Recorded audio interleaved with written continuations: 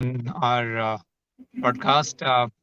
And I think we are discussing a very important topic on telecommunication, which today, in today's security scenario, we are missing.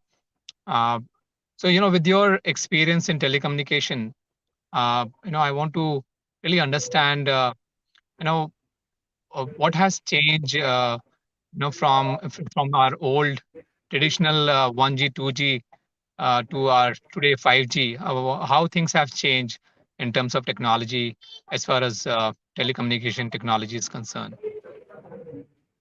Good evening, Ranjit. Thank you for having me. Technically speaking, we have came a long way from 2G till 5G. Initially, we had 1G, which was entirely analog communication. Since 2G, we started actual digital communication. But initially, as you can see, the 2G was only for the voice and voice and all the basic services. But later on, they added data to it. Now we have multiple services under the data as well. Now when we come to the 4G, we have entirely data packets now. So 2G was having the circuit switched and pair packet switch. 3G was also having circuit switched and packet switch. And when we come to 4G and above, everything is a packet switch now. But if you see the coming to the security point of view, we have evolved a lot. We are using the stronger encryptions. We are using the stronger way of validating the users, stronger way of transporting the data between the radio network and the to the core network. And also we are evolving towards the roaming scenarios as well. So we have come long way in terms of telecom security when since 2G till 5G. And Akib, the faster we are connecting through 5G, and now I think slowly we're moving towards 6G, which will be much faster, in terms of Mhm. the bandwidth. But Mhm. the still from a security aspects, the threat vectors, has Mhm. have increased. So, what are the major threat vectors as far as 5G network is concerned? If you can highlight for those important aspects on threat vectors for us. I'll suggest before we go into the 5G threat vectors, we'll quickly have small recap on threat vectors in the 2G, 3G, and 4G. Because Absolutely, you yeah. know, but unless Yeah, correct. So, because for us to understand what are the threat vectors from a telecom perspective, that telecommunication per se, and if you can get a snapshot on that, yeah, that'll be really great. because if you look at the what threats were there and how secure we are, we get one kind of understanding how far we have came. So if you speak about the 2G was initially was using the basic encryption such as A5/2, A5/1. But as time evolved, the encryption has been broken, and as these encryptions are broken, we are actually able to upgrade ourselves to the newer encryption as we move ahead with the 2G as well as 3G and 4G and 5G. But even today, if you see, the telecom industry is still struggling in terms of running the legacy network as a 2G, 3G, where the roaming security is again a difficult one. And there are certain ways there are certain issues that are still there in terms of protocol definitions. 2G, 3G, and 4G have some protocol weaknesses, okay, which allows us to, carry these weaknesses, and we need to add a extra layer of security if you want to secure them. Like if you see in 2G, 3G, and 4G, we need to have the signaling firewalls to prevent the roaming misuse or the network misuse. But if we speak about the 5G, we have better encryptions, we have better validations of the users. We can segregate the users right from the radio layer itself by means of slicing. We can define who can get, good service, who can get a lower priority service. Okay, all these definitions are since the originating point of view. What I mean by originating point of view means from the UE itself, the segregation of the traffic has been already done. Given an example, like we have some devices for IoT, some devices for law enforcement, some devices for the normal subscribers. Normal subscribers doesn't need a high priority data traffic, but if you see, law enforcement will need high priority data traffic, low latency communication. IoT might not require low latency and good bandwidth. So what we can do is the 5G comes up with the concept of slicing, which divides this network since the radio interface and even till the core, you get all the segregated traffic here. Okay, great. So, in fact, if you look at trends today, in terms of security itself, yeah, I know we don't talk much about telecommunication sector, in the critical aspect of it. So, what are the major key key trends if you look at, how things have changed? But what are the key trends if you have to talk about telecom security? So telecom security is evolving in every direction now. Most of the telecom in the 5G right now is equal to our IT infrastructure. Apart from the radio traffic, everything is IT like communication in the 5G now. Now, if you want to see the trends, you will be seeing zero trust. You will be seeing exposures of the APIs. You will be seeing more and more interaction with the 5G subscribers. Okay, like we have the network exposure function that exposes the certain part or certain APIs or certain information for the 5G subscribers, and this can be easily integrated with some other anyone who would like to consume these APIs. Or some of the consumers could be like someone who's using the real-time information tracking, someone who's using the statistics of the network, someone who would like to do some certain monitoring of the certain subscribers. Initially, if you see, this was not the case. You will have to integrate them as a part of the core, but right now you will see the trends that you will have the massive IoTs, we will have the digital twin concept, and we will have the entire IoT system nearly based on our entire private network system, entirely based on the private 5G now. Okay, great. In fact, so if you have spent a lot of time in telecommunication sector, so I being a CISO of a telecom service provider, what are the five top things I should keep in mind if I have to put the basics of security in place? What are those top five priorities I should seek or put in place as far as cybersecurity is concerned for my telecom network? Right. See, first priority for the CISO should be right now. Yes, I agree that they are implementing the legacy. They are implementing the latest network of 5G, but technically speaking, they have to think about the three main topic. That is legacy network interconnection, and migration to the latest network. When we speak about the legacy network, we might, if you see in India, we still use a 2G because it uses the lower bandwidth and gives the guaranteed services. If you speak about the legacy network interconnects, so most of the time, even if let's give you one example. If a country have the entire 5G network inside their premise, inside their coverage area, but if the subscriber goes outside of the country, he might get 5G network, he might get 2G network, he might get 3G 4G network. So operator needs to be ready, or CISO needs to be ready, that they should check their legacy network. They should make sure that they're secured as well. And speaking about the when we migrate to the newer technologies, they should keep their system up to date. Let me tell you one thing. Initially, if you see, there was a weakness inside the protocol, but right now there's going to be the weakness inside the implementation, whether it is a intentional or unintentional. So they should be validating the legacy system. They should keep them in check. They should have the updated softwares. They should have the updated patches, even for the 3GPP as well as the security patches. Speaking about the legacy network maintenance, there should be awareness among the security team, because what I have seen, there is zero awareness between the telecom CISOs about having telecom specific threats. They all consider the telecom threats to be the IT like threats. Now when we come to the interconnection part, they should implement the firewalls that could actually protect the signaling traffic. Now we have the two types of firewall. One is the IT firewall that will protect the standard IP traffic, but we have the signaling firewall that will actually prevent the signaling threats. Now another issue we can also think about is the supply chain issues. So from device provisioning, from backhaul, from purchase and procurement of the device, everything should have the validations of it. And Indian government is taking really good stance on it as well right now. We'll discuss it as well. Right. Sure.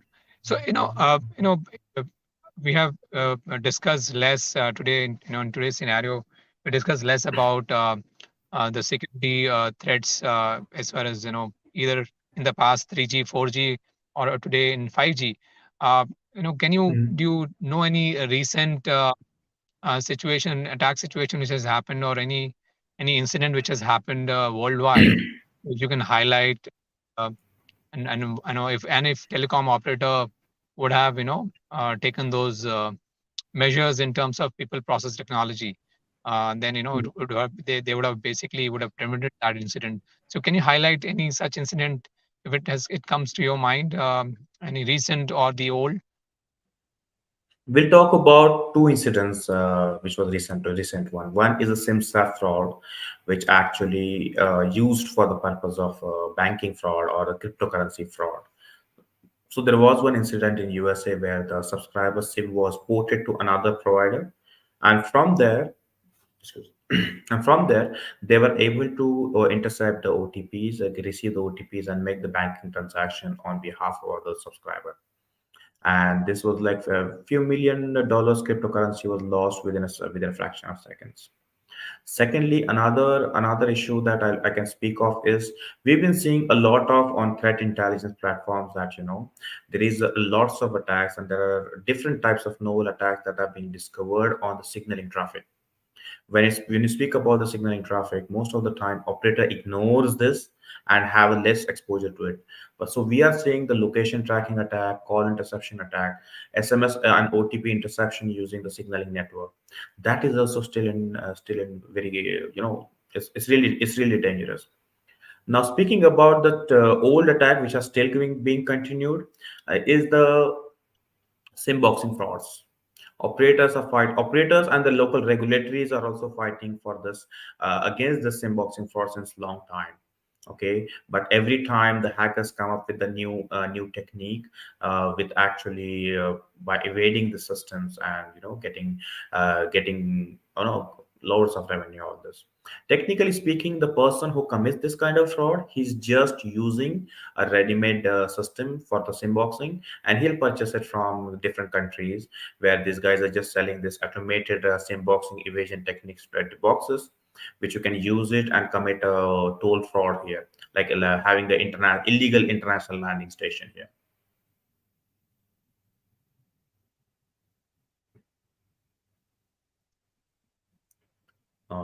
Ranjit, you there?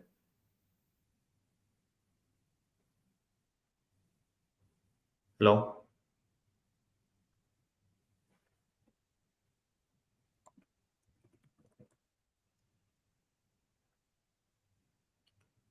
Ranjit, I'm waiting for you. Anyways, so another point I would like to tell you is that we have also encountered on some point on the evasion of the signaling frauds. Okay, signaling fraud in the sense they are doing some modifications in the signaling firewall, signaling messages, evading those techniques, as well as we are also seeing the attacks from the radio side. Initially, what operators were doing is protecting their corporate network, protecting their corporate to OSSBS handover network. Okay, but most of the time you will be seeing some attacks from the user end side, like attacking different types of user, attacking from the different types of users. Giving example like this, you install some malwares inside the lots of on the range of phones by means of illegal softwares or the pirated movie softwares, and you use these devices to actually control and send the generate a DDoS, or try to infiltrate into the network and try to attack this network. This is also going to be a future problem right now, because most of the time operator ignores what is coming from the user side on the network. Most of the time operator also thinks that whatever the data that is flowing from the user side is always going to the internet. But you will see that this is not the real case. Most of the time operator the data can leak into the core network. It can also leak to the different areas. These areas could also be about operators internal network, corporate network, or the core network. And once attacker gains the access to it, he might exploit the older vulnerabilities. He might exploit some more in detail and gain the access to it. During one of the assessment where I was doing, we were able to latch on to the lawful enforcement system of one of the operator in Africa, and we were able to do some activity and get SQL injection. And this we did directly with the help of just a single phone data connection, and we were able to exploit it and some gain some access to it. So these kind of attacks are also going to be there in the future now.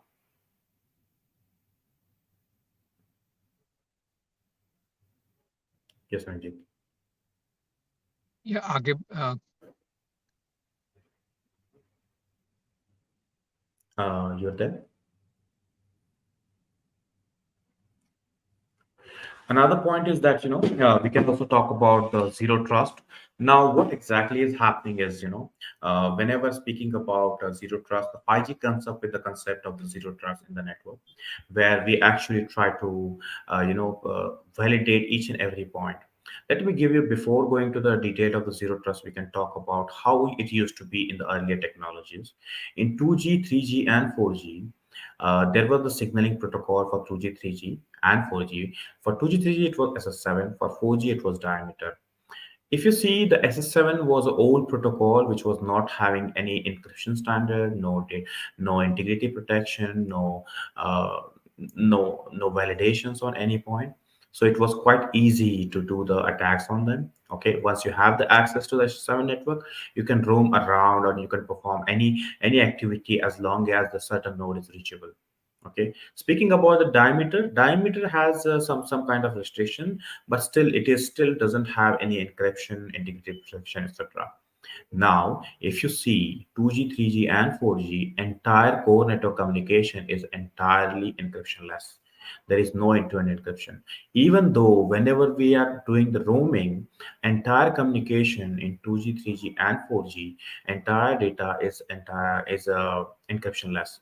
Now, when you speak about the 5G, 5G is adding good features. Okay, this is where the point comes into the point about the zero trust comes into the picture. That is, we validate each and every entry point and each and every, while exiting. Let's take example. Data is entering into a telecom node. Okay, so at that time, at the entry point, the data is validated, and while data is exiting from the telecom node, it is added the certain security measures are taken, and then they will be actually giving this sending this data out. So it is like validating not trusting the entire network at all whenever you're receiving or sending the data. Now this comes about the roaming network as well. So when you go to the roaming network when you implement the roaming in 5G, at that time you are implementing the end-to-end encryption for the signaling, end-to-end encryption for the data traffic as well. Okay, and if you see about another threats that we can see if we can see in 5G, like lack of implementation of the proper development methods. So if you see that we are seeing too much rise in the private network, and these private networks are developed by the different types of small vendors as well as the big vendors. Okay, like a top big vendors. But if you see, the small vendors are not implementing the security in the telecom while developing the telecom network very well. This causes a problem. Okay, this introduces a bug inside their software. Not necessarily the bug could be bug could be exploitable, but it could also bring down the network as well. So what there should be one one streamlined process around it. Now, speaking about this streamlined process, Indian government has taken one good stand around it. That is, they have set up the National Center for Communication Security (NCCS). It's based out of Bangalore, where government has created the ITSAR. This ITSAR is actually ensuring the entire security for 5G network, entire security for all the communication devices that are going to be deployed in the Indian network. So they have come up with the entire scheme that will do the testing of the 5G network, 4G network, and there are certain norms around it. There are the labs are coming around it, which will do this end-to-end testing for the telecom operators. And once the device has been tested and fully certified, then only the device will be allowed to be installed in the private or the public network. all right. And Akib, what so you've explained beautifully the zero trust, but what has changed? 5G. I mean 5G has become also vulnerable to attackers. But how what are the challenges which have you see from the shift from 4G to 5G? What are those major thrust areas as far as security is concerned? Shifting from 4G to 5G, especially from security point of view. One question: when we speak about shifting from 4G to 5G, are we only talking about the SA network or we are talking about the NSA network? We'll talk about both right now. When we speak about the switching from the SA to NS, we speak about the using the 5G in the NSA mode. At that time, only extra node added, that is the 5G G node B, in a data in a user traffic mode only, where the core network is going to be the same old 4G network, okay, same old 4G core, and only one extra network element, that is the 5G G node B, is added in the non-standalone mode, where the 5G G node B is going to be in a slave mode, and the 4G network 4G E node B is going to be in a master mode. So there, I'll say that the standard for core protection that you're going to use will be sufficient. If they are sufficiently deployed, that should be enough. But when you speak about the SA network, when you do the transfer, when you do the migration to the entire 5G standalone, at that time there are many things to be considered. 5G SA requires a PKI to be in a place, public key infrastructure need to be in place, so that it can communicate securely.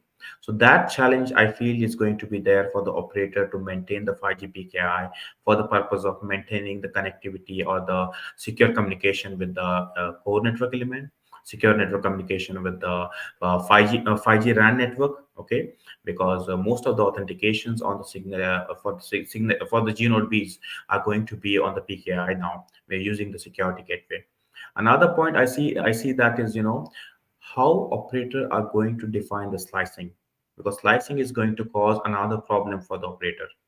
If the slicing are not implemented very well, they're going to face a challenge of misusing the slicing, cross communication over the slicing, utilizing the slicing for the by misusing the slicing, by flooding the information, by flooding the packets, etc. Those challenges we will be seeing in the slicing part. Also, if you see, the network element that is going to be deployed has to be robust enough to different types of attack. Okay, like I said, initially 2G, 3G, 4G, we have seen the protocol level attacks, but protocol level attacks are mostly eradicated when we speak about the 5G. But we can expect the heartbleed kind of attacks inside the 5G network element. Now, this kind of attack will be applicable to only network OEM specific. So the devices which are fully tested, which are fully stress tested, as well as the devices fully robust, should be implemented in the 5G core network. Another thing is that the transmission. Whenever the data is transmitted from one point to another point, like a RAN to the core, or from the roaming operator A to roaming operator B, that security is necessary here. Okay, and how you take this security is also important. Right. Agib, you talked about the government initiative out of Bangalore, NCCS, but if there's any body which is also putting the security framework for telecommunication, specifically, if not in India, worldwide. So, what are the security framework which typically telecommunication service provider are basically abiding or following in terms of security measures? So, speaking about the global practices, GSMA, which is a telecom operators non-profit organization, has come up with another scheme that is called the NISA, Network Equipment Security Accreditation Scheme. That is a global certification that most of the OEMs are now following. But the same way, the way India did, the rest of the countries like European Union or the ENISA, which we called it, they are also coming up with the local regulations. So okay, so before any device has to be implemented anywhere in the Europe, that has to pass the ENISA certification. And these certification specification are mostly taken from the 3GPP specification of 33XXX series. Okay, the GBP has defined certain specification for the security of the 5G and 4G core, and this specification ensures that okay, we can ensure the minimum security to be there, which is required for any network element. They have defined certain clauses with respect to the technical clauses as well as the implementation clauses as well as the configuration clauses. Those has to be followed, and most of the auditing bodies or most of the security bodies are complying with this one. Right. All right. So, and there has been major trends, especially if I see in US, I'm sure in India, uh, a lot Mhm. of entities or industry body are basically building 5G private network. In Mhm. 5G private network, and one thing which talked about hardening most of the OEM equipment is very important before they are deployed in the network. Mhm. What are the Mhm. other things which what are the other parameters or measures which have to be considered to secure your 5G private network? So if you want to secure your private 5G network, there should be a better firewalling part inside the for your core network. There is something called as a SCP, service communication proxy, a placement of a service communication proxy inside the private 5G network. So there are two ways the people are deploying the private network. In general, I'm saying either they will put the entire core on site where you want to have the private 5G network, or it is an operator assisted private network. I'll call it another one. So where the operator keeps everything inside his data center, but the data exit, the user plane function that actually utilizes the data will be placed at on site where you want to have the private 5G network. In either case, the traffic towards the 5G tower and the core network or the UPF network element has to be secure. That is required here. Secondly, there should be we can let me give one example here. In the private 5G network, there will be some devices or some modules which will be stationary, and some devices will be movable.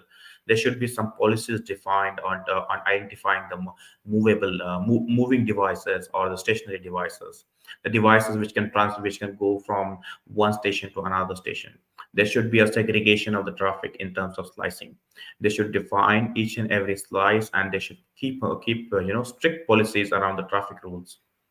And if you see, they should have at least one test has to be done, penetration testing has to be done on their network every year. Another thing is that they should check and keep they should have check and monitor entire security in terms of by implementing the sim. If the network is small, they can use the open source version of the ALK stack, where you will have the analysis of which sim card is latching where and how it is latching. One more point is that the private network owners, they can have their own PKI system for the eSIM part. So let's take an example. Uh, the eSIM card, okay, it is the consumer eSIM card or the IoT eSIM card. All the certificates are issued by the GSMA certified body, which anyone can latch onto it as long as they have the access. But if you want to have the private network, you can issue the private PKI. So only the some one with have the one who is having the certificate can latch onto that network, or they can Got it. fetch the profile from the ASIM. Got it. Got it. And Akib, at last, one thing which comes to my mind. What do you think? We should do more, or or one or two initiative which we should do to have close work relationship between academia, government, and industry, private industry body. What is that one thing we should do more to secure India's telecommunication network? Well, one thing I would say is the awareness. See, Indian subscriber, I'll say 60% of them are not techno savvy. They don't understand the technology very well. There should be a awareness. Second thing is that there should be a awareness campaign in terms of either SMS or the TV ads, where you actually explain what are the different types of threats they face, what are the different Right. types of attacks they may face. And last thing is that they should include the curriculum, okay, in terms which where you can actually have the telecom security be taught in the colleges or in the academia. Right. All right. So I think so. At last, I think so. We should sum up saying that awareness has to be high. We should do more testing. Security resiliency, hardening Right. the equipments. So I think so. And I'm sure we are going in right directions. And experts, companies like yours, would be a great contributor. Thank you so much, Right. Akib, for your time. And I hope with this, we'll have a lot of takeaways and learn more, and probably have more such sessions for more knowledge sharing Sure, we and will. building more knowledge about telecommunication network. Thank you so I much would for like your to time. I'd like to put one point. I really thank you and appreciate that you are for having me. And we are having one activity called the Telecom Village, where we teach about the telecom security to the telecom operator for free, where we do the basic awareness for them as well. Thank you, Ranjit. Thanks for everything. Thank you. Thank you. Thank you very much. Have a nice evening.